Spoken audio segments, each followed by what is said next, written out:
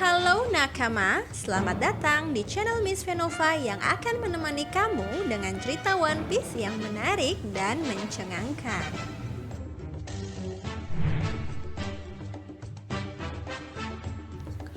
Minggu ini One Piece nggak tayang ya Minna, karena dubber dan animatornya lagi WFH. Kesel! Tapi tenang, kan ada Miss Venova. Kali ini Miss Venova bakal bagi cerita nih tentang fakta menarik di balik jati diri orang-orang yang penting di Wano yang selama ini mungkin kamu nggak sadari.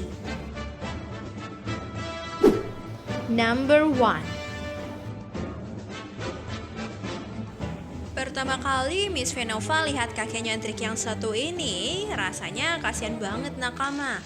Tubuhnya kecil, lemah, dan dipenjara di Udon. Tapi siapa sangka, ternyata dulunya saat Oden masih berjaya, kakek ini punya peran penting loh di Wano. Yap, dialah kakek Hanano Hyogoro. Ternyata kakek Hyo yang selalu ditolong Luffy itu dulunya bos Yakuza loh. Fakta ini diisyaratkan pada episode 929 One Piece, di mana saat itu Nami, Brook, Kanjuro, dan yang lainnya sedang berkumpul dan bercerita tentang tewasnya Komurasaki yang ditebas oleh pedang si wajah mengantuk atau Kyoshiro.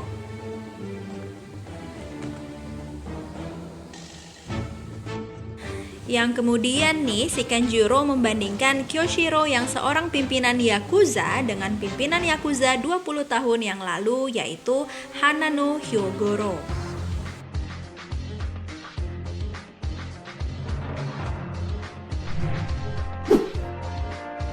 Number 2. Di awal kemunculannya, Miss Venova sedikit bingung nih sama Otoko yang bisa nangis sambil ketawa Minna. Dan pada akhirnya penyakit ketawanya membawa bencana saat pesta Shogun yang mengakibatkan ditebasnya Komurasaki pada malam itu.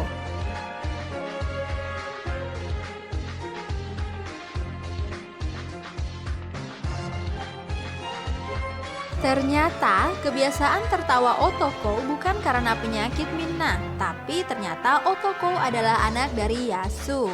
Itu loh bapak-bapak yang ketawa mulu yang selalu ikutin Zoro kemana-mana.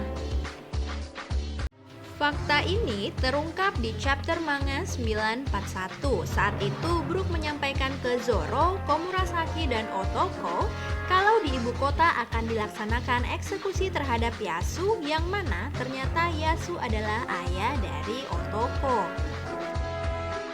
Mendengar bahwa ayahnya akan dieksekusi, Otoko langsung lari ke ibu kota sambil tertawa dan menangis.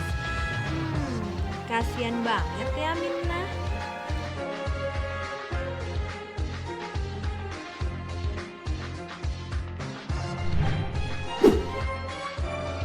Number 3. Nah, kali ini kita bahas tentang ayah Otoko Minna. Awalnya Miss Venova pikir Doi cuman figuran. Ternyata Doi cukup penting di Wano 20 tahun yang lalu. Tonoyasu ini juga merupakan orang yang paling dihargai di kota Ebisu, kota yang suka tertawa. Jati diri Yasu atau Tonoyasu ternyata adalah witching our boy, atau seorang pencuri yang selalu menolong rakyat miskin terutama di Ebisu. Nah, tidak sampai di situ Minna. Lebih menggembarkannya lagi, ternyata 20 tahun yang lalu Tonoyasu merupakan salah satu daimyo klan Kozuki. Ia dijuluki Yasu si landak karena gaya rambutnya yang seperti bulu landak. Sampai dieksekusi pun Tonoyasu tetap tertawa. Ngenes banget ya Minna.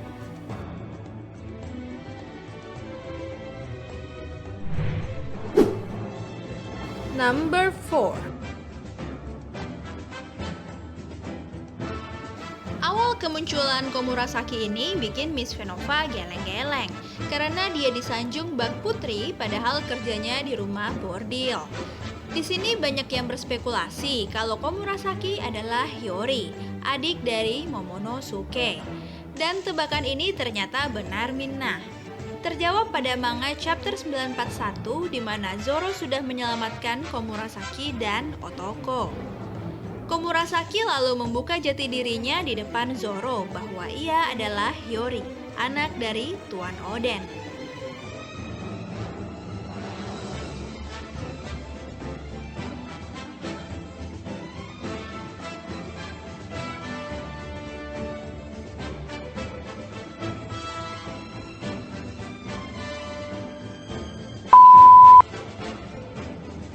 Nah, itu tadi 4 karakter yang kita anggap tidak penting, ternyata dulunya orang penting di Wano.